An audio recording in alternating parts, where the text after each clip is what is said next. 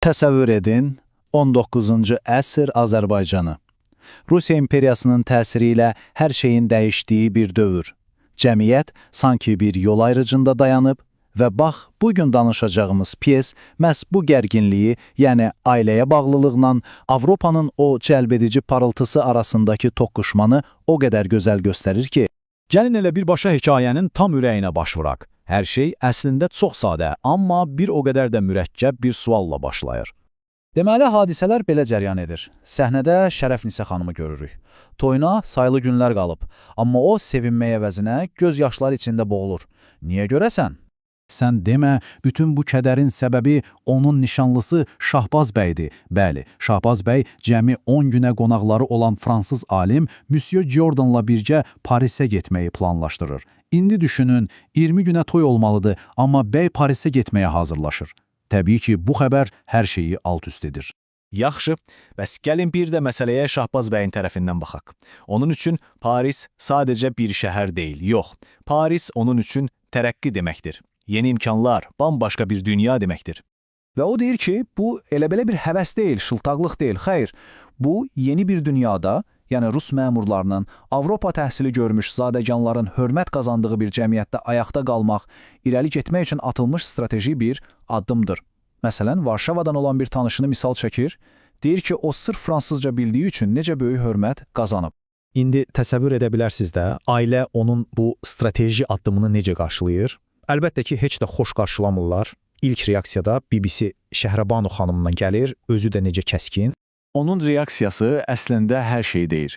Bu sözlər onun bu səfəri nə qədər mənasız, ailəyə, nişanlısına qarşı bir hörmətsizlik kimi gördüyünü o qədər aydın ifadə edir ki, amma bilirsiniz necədir? Son sözü deyən başqa biridir. Bütün bu mübahisədə son qərarı ailənin ağsaqqalı, yəni köhnə qaydaların və ənənənin sarsılmaz gücünün təmsilçisi Şahbazın əmisi Hatəmxan ağa verəcək. Və o, Şahbazın bu Avropa təhsili arzusunu qətiyyətlə rədd edir. Onun fikrincə, əsl müdürlük, əsl ağıl xarici dil öyrənməklə deyil, yox. Əsl ağıl insanın xarakterindən, onun həyat təcrübəsindən gəlir.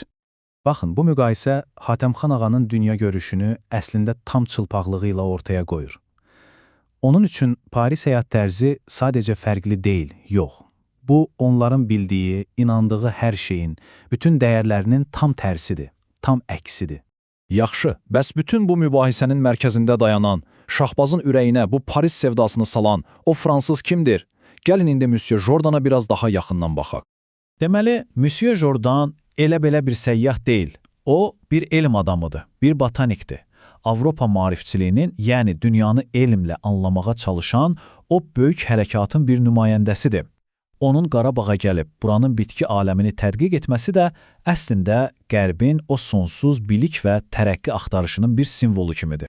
Və o, ailənin bu emosional reaksiyasına qarşı çox məntiqli, çox aydın bir planla çıxış edir. Sanki deyir ki, bir dəqiqə, gəlin emosiyaları kənara qoyaq, faktlara baxaq. Və bu səfəri Şahbaz üçün inanılmaz prestijli bir təhsil imkanı kimi təqdim edir. Və bax, burada əsas məsələyə gəlib çıxırıq. Bu sadəcə bir ailənin daxilindəki bir mübahisə deyil, əsla. Bu, böyük, hətta nəhəng dəyişikliklərlə üz-üzə qalan bütöv bir mədəniyyətin, bütöv bir cəmiyyətin hekayəsidir.